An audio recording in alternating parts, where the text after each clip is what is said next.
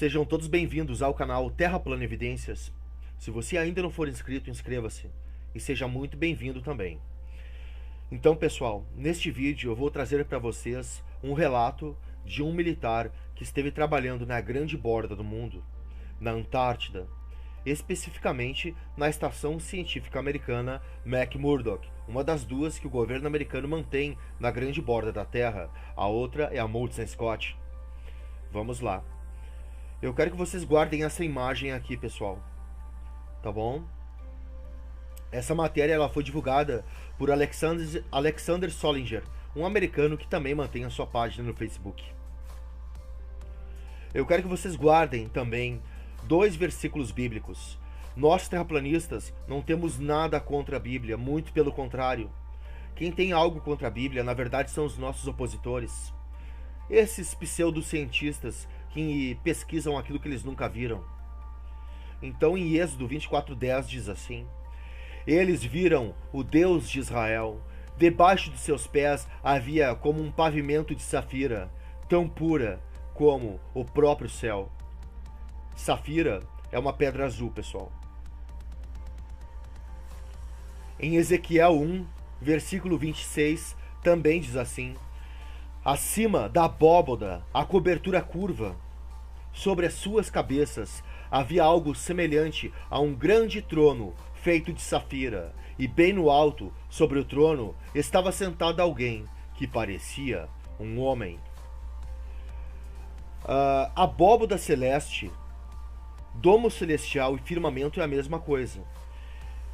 Me perdoem, mas o cristão que ler um versículo desse e continuar acreditando na teoria heliocêntrica, me perdoem, mas está negando a própria palavra do Criador, a própria Bíblia.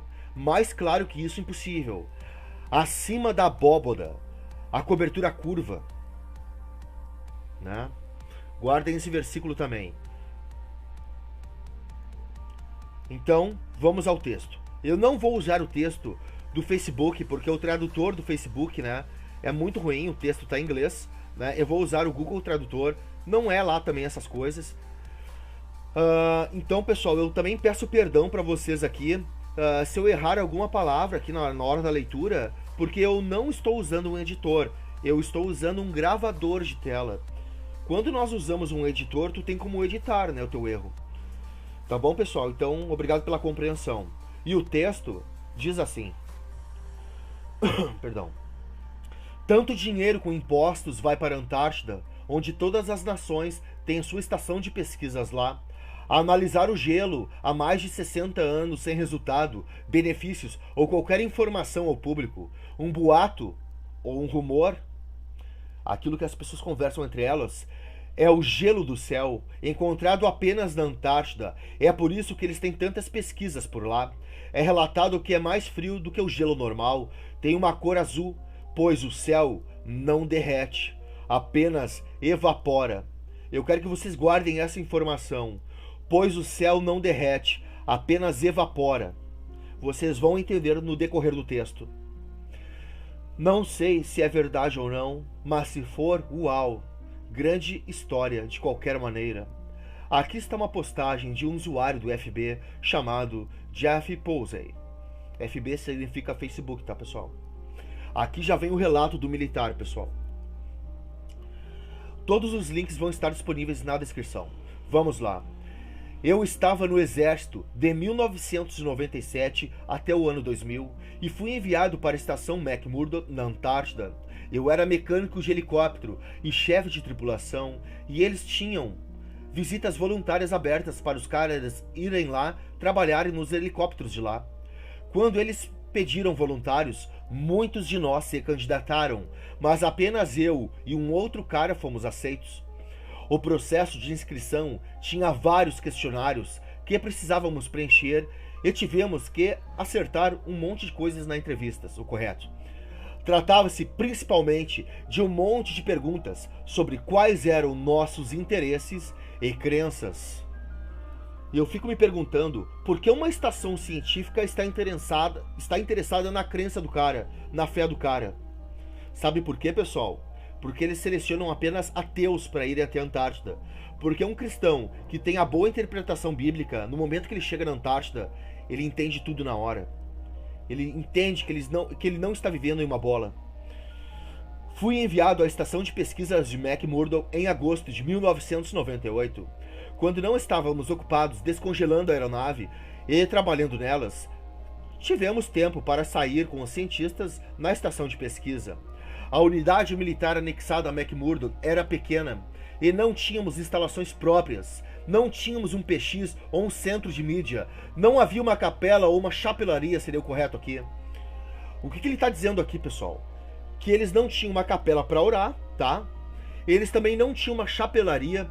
Quando se trata de Antártida, o que seria uma chapelaria, pessoal? Na Antártida, para tu entrar na estação de pesquisas, existem duas portas, tá? A chapelaria é um túnel acima do gelo. Então tu abre a primeira porta, é um túnel de mais ou menos 5, 6 metros. Ali tu deixa a tua roupa pesada de frio. Depois tu abre a segunda e entra na estação científica. Ele está dizendo aqui também que ele não tinha um PX, um rádio comunicador. E ele também não tinha internet, centro de mídia, central de mídia. Militares sem rádio comunicador.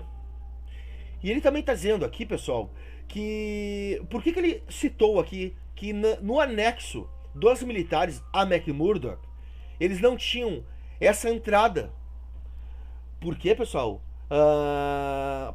Eles tinham que passar por dentro da McMurdo para entrar no anexo deles. Então, isso evitava com que eles saíssem para investigar alguma coisa para fora da Antártida. E também não tínhamos a nossa própria sala de correspondências, caixa postal, né? Nós apenas tivemos que compartilhar as mesmas instalações com os cientistas e pesquisadores. Então, com o tempo, fui amigo de alguns deles. Agora começa um negócio estranho aqui, pessoal, tá? Peço a imparcialidade de vocês. Comentem aí nos comentários o que vocês acham desse texto, tá? E nós somos assim, nós pesquisamos tudo, nós avaliamos tudo, né? Então vamos lá. Eles tinham 2 tipos diferentes de gelo, nos quais trabalhavam e estudavam. Um tipo de gelo era o tipo normal, que todos nós já vimos. Eles tiraram núcleos dele de furos no chão, assim como o gelo normal. A maioria era clara, ou às vezes branca, e derreteria na água líquida se esquentasse. Toda a área da Antártida era coberta por esse tipo de gelo, mas esse não era o tipo principal de gelo. A única vez que os vi estudando gelo normal foi quando uma equipe de filmagem da National Geographic apareceu. Então esse militar está dizendo que a única vez que ele viu os cientistas estudarem o gelo normal foi quando uma equipe de filmagem da National Geographic apareceu lá. Então eles pegaram o gelo normal para pagar um embuste ali pro National Geographic, né? Tipo, disfarçar o que eles estavam fazendo realmente. O resto do tempo, na maioria das vezes, os cientistas estudavam algo que chamavam gelo do céu. Esse material era totalmente diferente. Nunca fomos autorizados a entrar nas áreas de laboratório da estação, porque os laboratórios tinham que ser mantidos super limpos, e eles disseram que iria atrapalhar seu trabalho se arriscassem deixar muitas pessoas no laboratório. Mas uma vez, um dos pesquisadores, que era meu amigo, me mostrou um dos pedaços de gelo do céu. Você não podia tocar nas coisas com as suas próprias mãos, porque estava muito frio. Então aqui ele está dizendo que ele não podia tocar com as mãos limpas, sem luvas, no recipiente que estava esse gelo, porque era muito frio. E não estava claro ou branco como o gelo normal, era azul sólido. Ele disse que é por isso que eles chamam de céu gelado, porque era exatamente da mesma cor do céu. Tivemos que usar nossas luvas grossas e pesadas para sair para lidar com isso. O material estava tão frio que instantaneamente congelaria sua pele se você o tocasse. Não me lembro de que temperatura ele disse que era, mas era algo como centenas de graus abaixo de zero. Centenas de graus abaixo de zero? Isso aí ele está se referindo ao zero absoluto. Se eu não me engano, é 2 vezes menos 254 graus. Eu vou deixar certinho para vocês na descrição. Muito mais frio do que o gelo normal que estava lá fora. Ele teve que carregá-lo em uma garrafa de metal que era como uma garrafa térmica. Ele me deixou brincar com um pedaço por um tempo. Parecia mais leve que um pedaço de gelo normal do mesmo tamanho, como se fosse muito pesado. Quase parecia como se você poderia jogá-lo no ar e flutuaria de volta, mas eu não tentei isso. E também foi um pouco flexível quando tentei quebrá-lo. Não quebrou como o gelo normal faria, e mesmo para um pedaço pequeno, você não podia ver através dele. Era azul sólido desde a superfície. E aqui está a parte realmente estranha. Não derreteu na água. Quando esquentou, porque tínhamos dentro, começou a encolher. Ficava cada vez menor, mas minhas luvas nunca ficavam molhadas e não havia água no chão. O material acabou se transformando no ar quando aqueceu e vaporizou. Então ele está falando, pessoal, que esse gelo que eles chamam gelo do céu, ele não pinga que nem o gelo normal, ele não derrete, ele não vira água, ele vira ar, ele evapora. Ele disse que essa era a razão pela qual eles tinham que estudar as coisas ali na Antártida. Você não podia levar o gelo do céu de volta para a América para estudá-lo, porque era quase impossível mantê-lo frio o suficiente durante o transporte. Sempre vaporizava no ar e você não tinha mais nada quando voltasse aos Estados Unidos. Ele disse que os cientistas russos descobriram o mesmo problema quando tentaram levar o gelo de volta para a Rússia. Por isso, todos tinham estações de pesquisas na Antártida.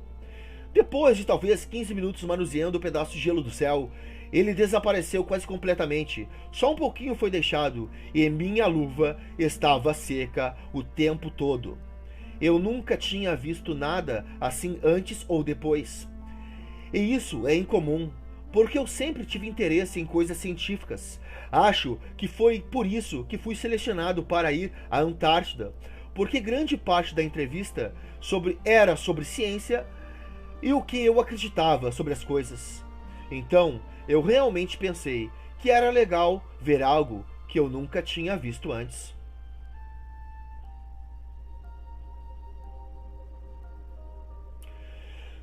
É comum encontrar paredes de gelo e falésias por toda a Antártida. O lugar é todo gelo.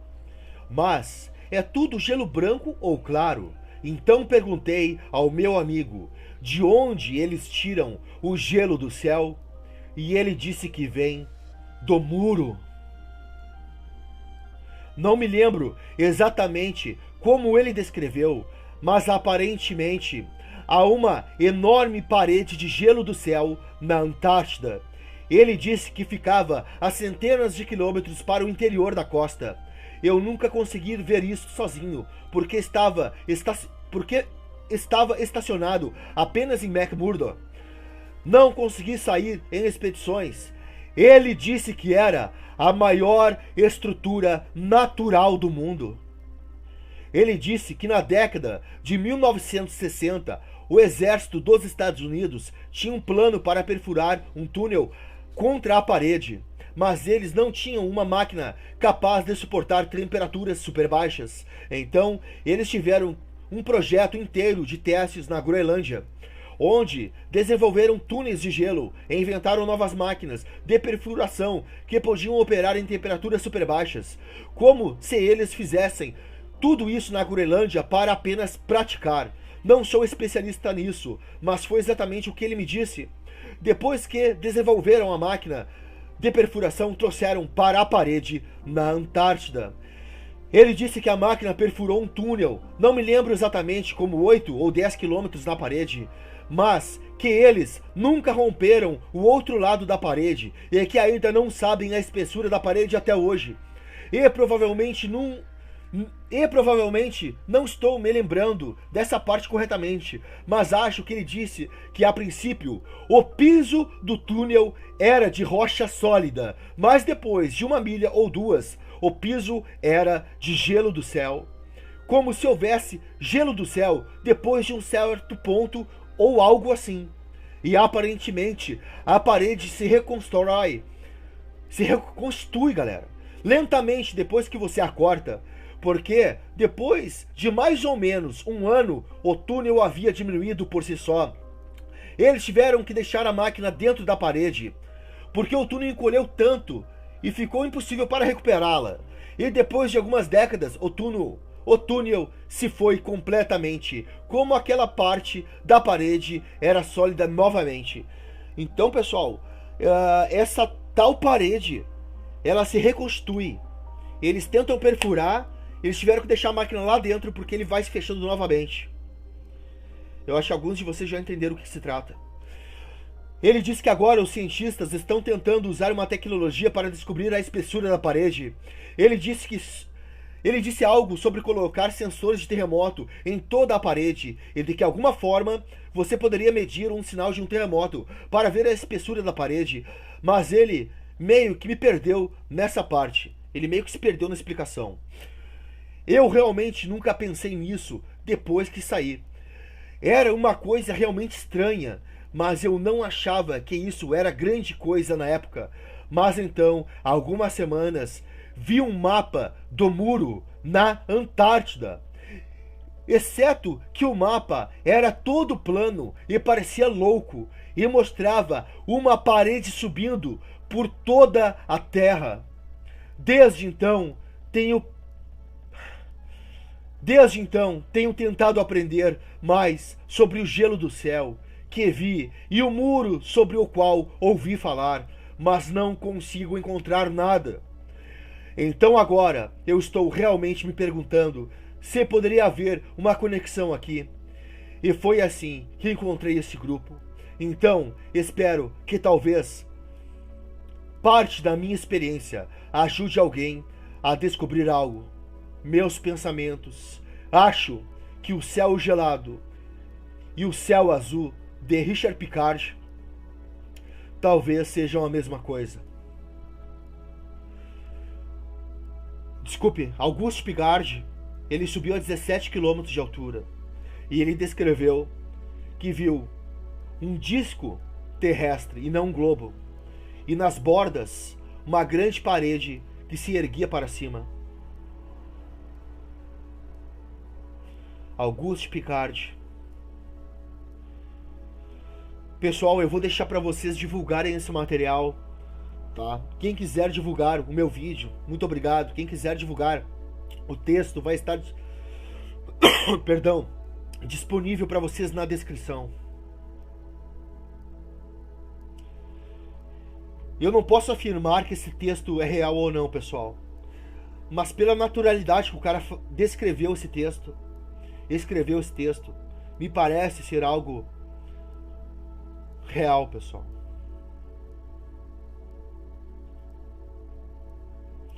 Ele não está se referindo à grande borda.